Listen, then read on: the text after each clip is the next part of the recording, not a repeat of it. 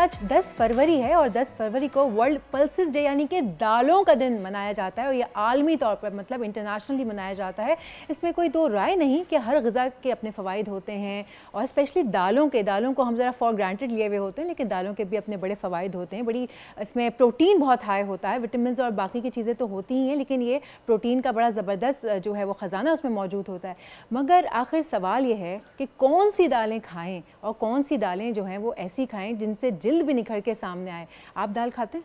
दाल रोटी चल रही है बस लोग दाल ये चावल, कहते हैं और ना, आपको पता है दाल चावल हमारी दाल रोटी चल ही रही है, चल रही है दाल रोटी। अच्छा, इसमें यह है कि अब वैसे लोग नहीं खाएंगे, लेकिन अगर आप ये बता देना कि इस चीज़ से ये फ़ायदा है तो फिर वो पागलों की तरह वो दाल खाते भी हैं और साथ में लगाते भी हैं, लगा भी लेते हैं, बहुत अच्छी बात है। बाय द वे कल मैंने एक जगह बैठ के दाल और रोटी खाई और यकीन करें जो टेस्ट था ना, वो sitting at border Tharparkar near India, और क्या ज़बरदस्त वो चीज़ थी। तो ऐसी जगहों पे जहाँ पे नहीं होती ना चीज़ें, वहाँ आपको नेमत का अंदाज़ा होता है। हमारे साथ इसी पर बात करने के लिए मौजूद हैं मारूफ डर्मेटोलॉजिस्ट प्रोफेसर डॉक्टर बिलाल चंद। प्रोफेसर अस्सलाम वालेकुम। वालेकुम अस्सलाम। Thank you so much for your time sir. बहुत शुक्रिया आपने वर्ल्ड बुलाया पल्स डे। दाल वैसे तो हम खाते नहीं हैं लोगों को, लेकिन लोग हैं ना हमारे, वो छोटे बच्चे हैं, छोटे बच्चे ज़िद करते हैं कि ये नहीं खाऊंगा वो नहीं खाऊंगा, फिर इनको बताते हैं कि बेटा अगर ये खाओगे ना तो रात में परी आएगी, तो फिर वो उसको खाना शुरू कर देते हैं। ऐसा ही है। तो ज़रा दिखाएं ना परियां फिर लोगों के, pulses, importance, the fibre and the protein please. जी, पल्सेस या जो बाकी लेग्यूम्स हैं, इसके अंदर बहुत अच्छे न्यूट्रिएंट्स हैं, जिसमें आपका आयरन, आपका फोलेट, जिंक, बाकी न्यूट्रिएंट्स है। बहुत अच्छा सोर्स है प्रोटीन्स का। प्रोटीन्स के कई सोर्सेज हैं, जिसमें सेफेस्ट जो है ना वो पल्सेस हैं। आप जब लोगों को मशवरा देते हैं तो वो दालों को रोटी के साथ इतना उसके साथ वो ले लेते हैं रोटी के, उसमें कार्बोहाइड्रेट्स का फैक्टर फिर बढ़ जाता है। कहते हैं डॉक्टर साहब हमारा वेट बढ़ रहा है, तो मैं उनको कहता हूँ कि आप दाल चम्मच के साथ खाएं। सूप की तरह दाल को जी, जस्ट लाइक दैट।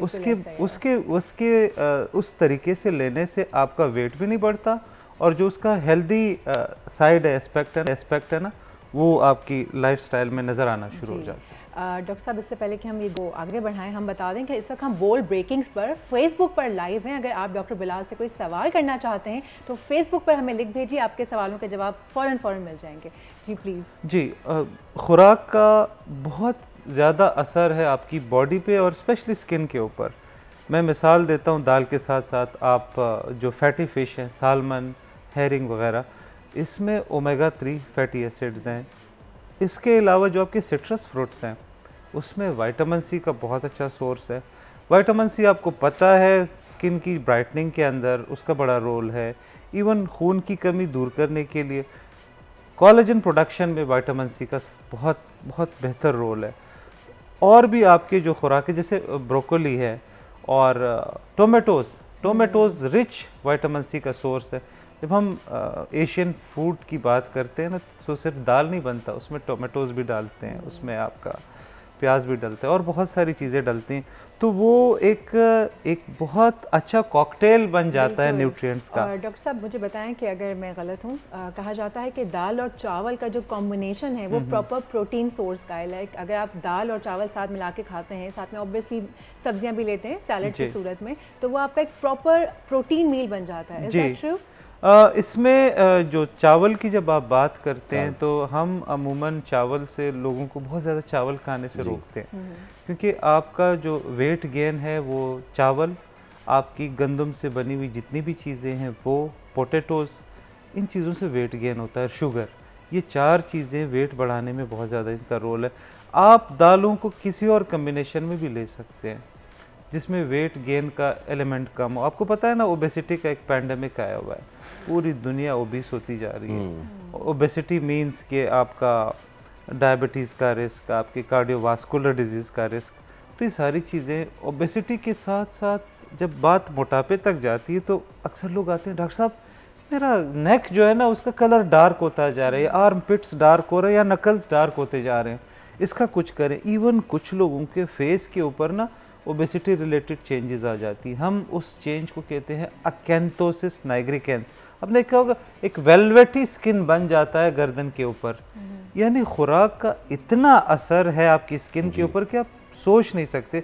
तो हम कहते हैं कि ऐसी कोई क्रीम, ऐसा कोई ट्रीटमेंट तब तक इफ़ेक्टिव नहीं है जब तक आप वेट लॉस ना करें। जब तक आप वेट नॉर्मलाइज नहीं करेंगे, ये आपका डार्क नेक, डार्क स्किन और ये आपके नकल्स और इवन आपके एंकल्स के ऊपर जो डार्क स्पॉट्स आ जाते हैं, और उसके लिए जो है वेट का रिडक्शन के लिए बहुत ज़्यादा ज़रूरी है कि आप पल्सेस का इस्तेमाल करें। सवाल नक्श अब्बास का है और वो अब नक्श साहब बात ये है कि डॉक्टर साहब डर्मेटोलॉजिस्ट हैं। अब मैं आपका सवाल थ्रो कर देता हूँ उनको, और नक्श अब्बास सवाल करते हैं कि क्या ज़्यादा दालें खाने से पथरी वथरी भी हो जाती है? पथरी का ताल्लुक दाल के साथ इतना नहीं है जितने बाकी, जैसे मैंने जिक्र किया टोमेटोज़ वगैरह का, उसमें कुछ ऐसे कैल्शियम के कुछ पत्थर हैं कैल्शियम कंटेनिंग, जो इस पे बेहतर जवाब वैसे आपका जो स्पेशलिस्ट है ना।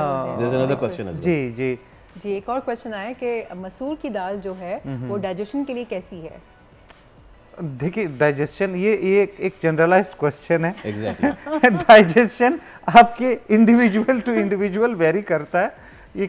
आप अगर एक हेल्दी ह्यूमन बीइंग की बात करें उसके लिए तो बेहतर है, लेकिन देखिए ना हर एज के हिसाब से, हर बंदे के हिसाब से डाइजेशन वेरी करता है। अब इसमें अब भाई अब मेरा एक सवाल है। हम जब भी talk about the skin health and all, हम उसको उसकी आउटर लेयर पे बहुत ज़्यादा फोकस करते हैं। हम बहुत सारी चीज़ें इस पे लगा भी लेते हैं, स्किन केयर रूटीन भी कर लेते हैं, लेकिन लोगों को ये अवेयरनेस देने की ज़रूरत है कि आपका जो खाना अंदर जा रहा है वो स्किन के लिए कितना इंपॉर्टेंट है, right from your nails to your hair to your skin. तो उसमें दालों का किरदार जो है वो कितना ज़्यादा इंपॉर्टेंट है? दालों का किरदार उसमें मैंने कहा ना, प्रोटीन कंटेंट इसमें सबसे ज़्यादा, और फाइबर भी। फाइबर डेफिनेटली, फाइबर का ताल्लुक जो है ना आपके डाइजेस्टिव सिस्टम के साथ बहुत ज़्यादा है। तो लोग अमूमन जैसे हमारे जवान है ना जो बॉडी बिल्डिंग करते हैं, वो गोश्त और दाल का इस्तेमाल ज़्यादा करते हैं आपके प्रोटीन इंटेक के लिए। कुछ लोग पाउडर्स वगैरह का भी इस्तेमाल करते हैं, वो जो आर्टिफिशियली पैक्ड आते हैं ना। तो इसमें अगर आप नेचुरल प्रोटीन इंटेक की बात करें तो दाल से बेहतर और हेल्दी प्रोटीन सोर्स कोई नहीं है। अच्छा डॉक्टर साहब, वैसे ना लोगों के जहनों में भी ये सवाल होगा, दालों का बहुत जिक्र हो रहा है, लेकिन दालें बनाएं कैसे कि वो आप लें? तो अगर हम मैं वैसे पूछ रही हूँ, मैं खुद भी करती हूँ, इसलिए मैं चाहूँगी आप अगर इसके ऊपर थोड़ा सा बात करें। सारी दालें थोड़ी थोड़ी लेकर उनको बॉईल करके वो एक अच्छा सा सूप बन जाता है, और मैं तो उसको वैसे ही बनाती हूँ। वो सूप बन जाता है, उसमें मैं 1-2 चिकन के पीसेस भी डाल देती हूँ, और वो बहुत ही हेल्दी, उसमें कोई तड़का शड़का, प्लीज़ कोई तड़का मत लगा दीजिएगा, वो तड़का नहीं लगता, बट वो बड़ा अच्छा चाइनीज़ काइंड ऑफ सूप बन जाता है, और ये बड़ी हाई सोर्स हो जाता है प्रोटीन और फाइबर का। जी कहने का मकसद ये है कि आप ओवर कुक ना किया करें चीज़ों को। जब आप बहुत ज़्यादा ओवर कुक करते हैं तो उसका जो न्यूट्रिशियस कंटेंट है ना वो ज़ाया हो जाता है, वो मकसद फौत हो जाती है। तो हर वो चीज़, हर वो खुराक जब उसको आप ओवर फ्राई करते हैं या ओवर कुक करते हैं ना, उससे जितने भी प्रोटीन्स हैं और जितने भी इसेंशियल वो न्यूट्रिएंट्स हैं, वो अफादियत सारी ख़त्म हो जाती है। तो जैसे आप कह रही हैं ना कि सेमी सॉलिड या जैसे हाफ कुक्ड, या नहीं हाफ कुक्ड नहीं, कुक्ड होती है बट बहुत ज़्यादा कुक नहीं होती, बहुत ज़्यादा ना, कॉम्बिनेशन ऑफ डिफरेंट पल्सेस होती हैं। जी बिल्कुल, उससे फिर सारी जो रिक्वायरमेंट्स सब पूरी हो जाती है। ठीक, डॉक्टर साहब thank you so much for your time, और उम्मीद करते हैं कि हमने लोगों तक ये पैगाम पहुंचा लिया होगा कि भाई दाल खा लें, क्योंकि सिर्फ ये दाल रोटी, जिसको हम उर्दू में ना एक नेगेटिव कॉनोटेशन मिलता है सिर्फ दाल रोटी चल रही, नहीं, अगर दाल चल रही है आपकी रोटी या चावल के साथ तो बहुत ही अच्छी बात है, क्योंकि ये बहुत सारे दीगर जो फूड सोर्सेज हैं उससे बहुत ज़्यादा प्रोटीन आपको दे सकता है। सब्सक्राइब करें और बेल दबाएं ताकि कोई खबर रह न जाए।